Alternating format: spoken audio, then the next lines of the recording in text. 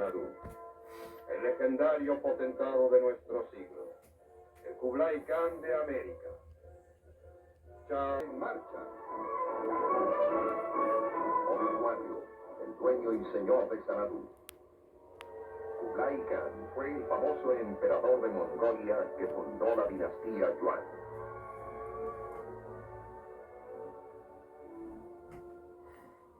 Xanadu, su principesco lugar de recreo, era legendario. Actualmente es casi tan legendario el Xanadu de la Florida, el lugar privado de recreo más grande de todo el mundo. Aquí, en los desiertos de la costa del Golfo, fue construido el fabuloso lugar. 100.000 árboles y 20.000 toneladas de mármol son solo parte de Xanadu. El contenido del Palacio Xanadu: óleos famosos, estatuas, las piedras originales de muchos otros palacios, infinidad de colecciones, tanto que nunca podría ser catalogado y tasado. Suficiente para llenar 10 museos, un botín mundial. En Xanadu hay ganado, animales exóticos, aves de caza, peces y otras criaturas del mar, animales de la selva, una pareja de cada uno. El zoológico privado más grande desde los tiempos de Noé. Al igual que los faraones, el dueño y señor de Xanadu deja una montaña de piedras para marcar su tumba. Desde que se construyeron las pirámides, Xanadu es el más costoso monumento que ningún hombre haya hecho construir para sí.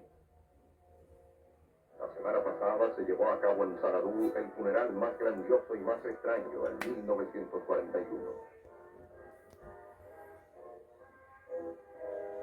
Aquí fueron depositados los restos mortales del dueño y señor de Xanadu, el legendario potentado de nuestro siglo, el Kublai Khan de América, Charles Foster Kane.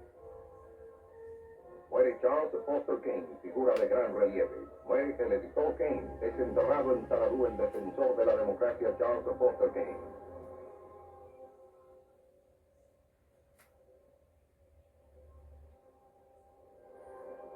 A los millones de lectores de la prensa estadounidense les interesaba más el propio Kane que los nombres que aparecían en los titulares de sus periódicos, el más increíble potentado de esta o cualquier otra generación. Su humilde comienzo fue un periódico a punto de desaparecer. El imperio de Kane, en su periodo más brillante, dominaba 37 periódicos, 2 sindicatos de noticias, una cadena de radiodifusoras, un imperio sobre otro imperio. Las primeras cadenas de supermercados, fábricas de papel, edificios de apartamentos, fábricas, campos madereros, líneas de transatlánticos, un imperio que durante 50 años fue haciéndose cada vez más poderoso, ya que contaba con la inagotable riqueza de la tercera mina de oro más grande del mundo. Es famosa entre las leyendas estadounidenses el origen de la fortuna de los Kane. En el 1868, uno de los hospedados que tenía Mary Kane le debía el alquiler.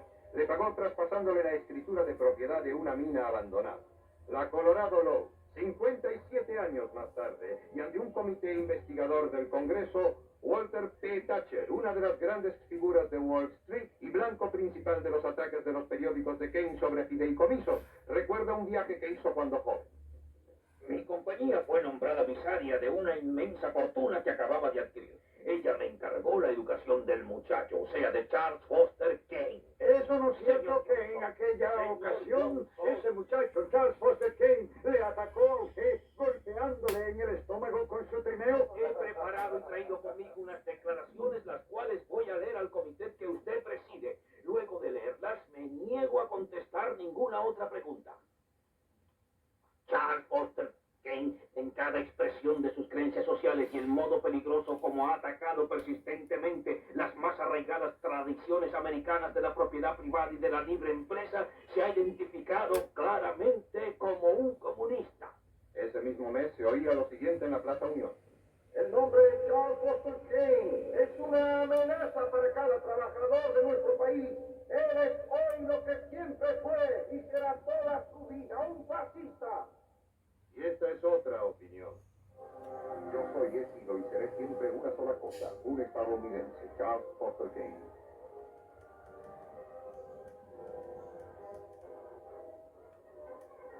Fue cargo de todo ello desde el 1845 hasta el 1941.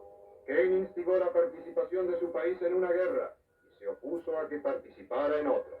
Logró que resultara electo cuando menos un presidente de la nación. Era admirado por millones de estadounidenses y odiado por otros tantos. Durante 40 años no apareció en los periódicos de Kane ni un asunto de interés público el cual no quisiese él influenciar. Ni ninguna figura pública a quien Kane no respaldara o atacara. A veces la respaldaba y luego la atacaba. Muy pocas vidas privadas eran tan del dominio público. 2 veces casado, 2 veces divorciado. Primero con la sobrina de un presidente, Emily Norton, quien lo abandonó en el 1916 y murió junto con su hijo en un accidente en el 1918. 16 años después de su primer matrimonio, a las 2 semanas de su primer divorcio, Kane se casó con Susan Alexander, cantante, en la alcaldía de Trenton, Nueva Jersey. Para su segunda esposa, quien además fue cantante de ópera, Kane construyó el Teatro Municipal de la Ópera de Chicago. Su costo, $3 millones. También hizo especialmente para Susan Alexander Kane el fabuloso Palacio de Xanadu. No había sido terminado de construir cuando ella se divorció de él. El costo de Xanadu nadie lo podría precisar. En la política, mucha influencia, pocos votos. Kane, a pesar de ser un moldeador de la opinión de las masas, nunca logró salir electo por los votantes de su país. Pero los periódicos de Kane fueron muy poderosos y en una ocasión poco faltó para que lo consiguiera. En el 1916 se postuló como candidato independiente para la gobernación estatal, contando con el mejor respaldo. Todo parecía indicar que su carrera política terminaría en la Casa Blanca. Pero de repente, faltando solo una semana para las elecciones, fue derrotado vergonzosamente, ignominiosamente. Una derrota que atrasó 20 años la causa de la reforma en los Estados Unidos y que anuló para siempre como político a Charles Foster Kane. Más tarde, durante el primer año de la Gran Depresión, cerró sus puertas el periódico de Kane. En 4 cortos años, el imperio de Kane se derrumbó. 11 de los periódicos que él controlaba se fundieron en uno y otros fueron vendidos. Pero el país aún leía los periódicos que le quedaban, y lo que él hacía era siempre noticia.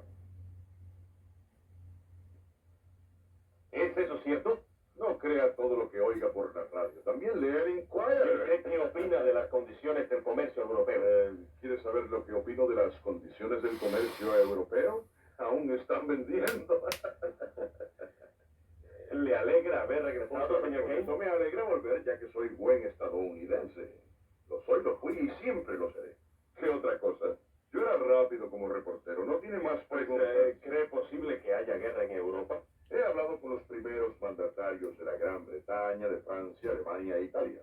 Son inteligentes y no van a emprender una lucha que sería el fin de la civilización nuestra.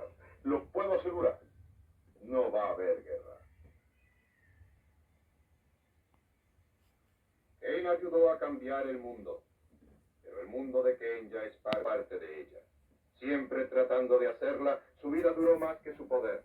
Solo, en el palacio que nunca terminó y que ya comenzaba a deteriorarse, alejado de todos y raras veces visitado, el emperador de la noticia impresa continuaba dirigiendo su agonizante imperio.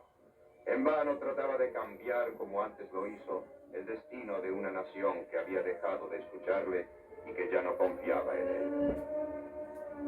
Y la semana pasada, al igual que todos los mortales, falleció Charles Foster Kane.